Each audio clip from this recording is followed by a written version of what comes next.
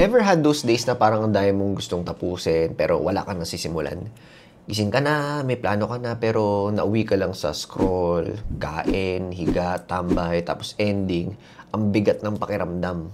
Magigilty ka, sasabihin mo sa sarili mo na, tamad ko naman. Wala talaga akong silbi, ang hina ako. What if I told you na hindi ka naman talaga tamad?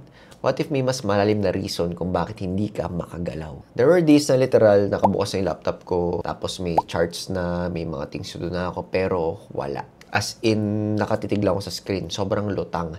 And every time na hindi ko natatapos yung mga kailangan kong gawin, bumababa yung tiwala ko sa sarili ko. Yung self-confidence ko, akala ko dati kulang lang ako sa disiplina, kaya kailangan ko lang i-push yung sarili ko, kailangan ko mag-grind. Pero hindi pala.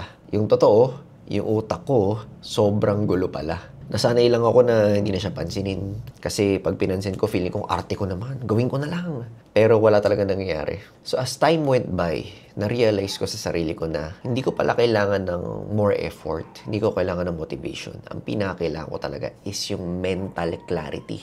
Nung kasagsagan ng pressure sa buhay ko, yung dumadaming students sa TMT, halos araw-araw may kailangan akong ayusin.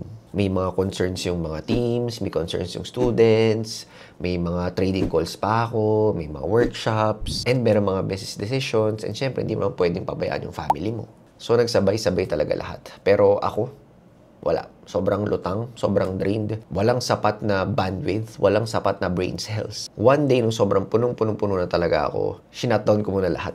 Wala munang messenger, wala munang screens, wala munang meetings. Naupo lang ako, may papel dito. Then doon ko na-realize, hindi talaga ako tamad eh. And hindi talaga motivation yung kailangan ko eh. Sobrang overstimulated talaga ako. Sobrang na-over pa, no? And sobrang grabe yung mental fog ko.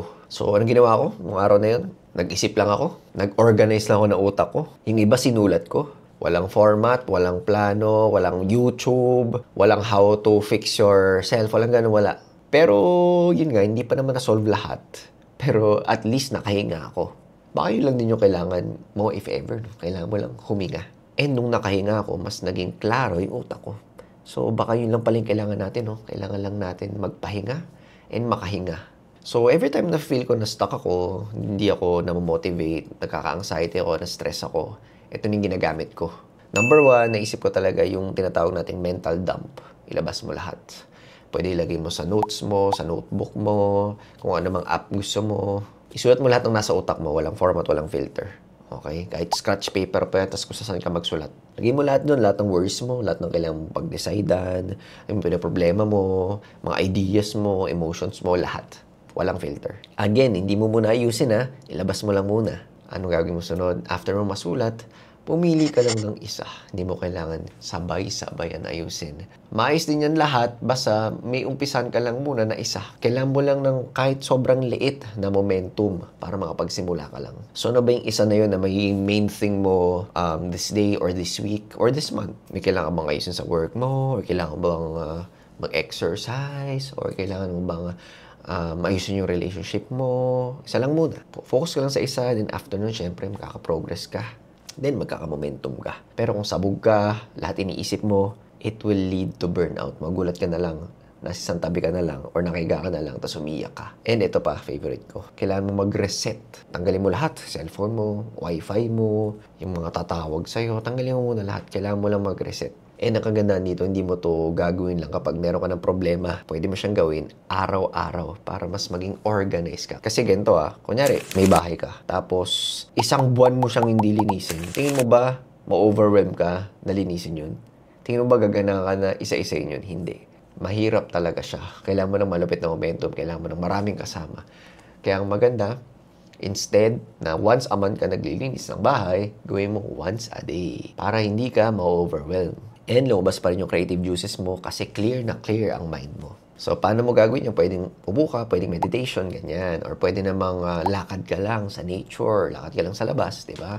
Pwedeng deep breathing, ganun. And siguro minsan kapag naliligo ka, instead na may music, merong YouTube na nagpi-play sa background, tahimik lang, walang kahit ano. It's just you and yourself.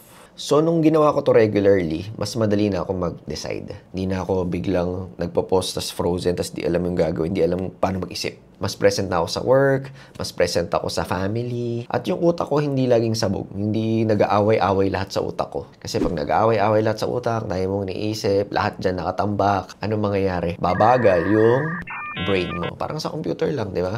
Sobrang gulo na computer mo, lahat naka-install, daming files, hindi ka pa naglilinis ng trash. Ang mangyayari sa computer mo, babagal. Same din sa utak natin. Pero again, hindi naman ako perfect or hindi ako mental super coach. Pero yung mga ginawa ko yan, I feel mentally strong. At ang pinaka-favorite part ko is lumalabas talaga yung sipag ko. Hindi na tayo nagiging tamad.